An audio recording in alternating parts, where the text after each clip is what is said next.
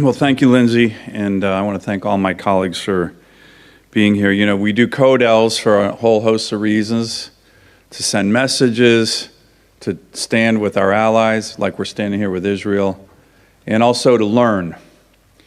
And I will tell you, and I think you're getting the impression here, this is a very sobering day, meeting with the families of the hostages, seeing videos that I actually think the whole world should see of the just severe brutality and viciousness and evil. These are GoPro head-mounted killings by the Hamas terrorists. And the point here, as everybody's talking about it, and this is really important to our friends in the media, there's no moral equivalence here. There's no moral equivalence. Every civilian death in a war is horrible.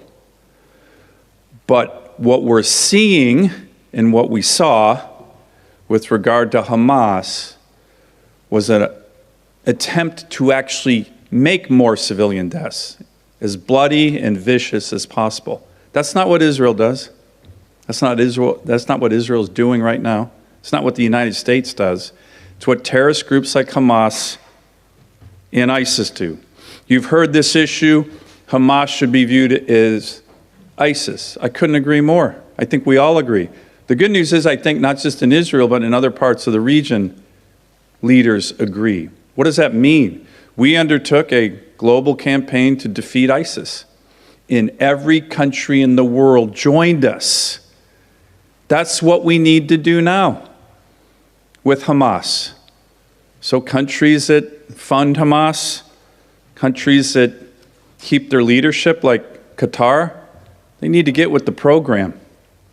This is just like ISIS, and the world needs to know that. Finally, Iran appears to be loosening its leash on its proxies. Look at what happened with the Houthis just the last couple of days. We know for a fact the Houthis wouldn't act like that, firing missiles and rockets and drones without Iran's permission. Be warned, Iran. Be warned.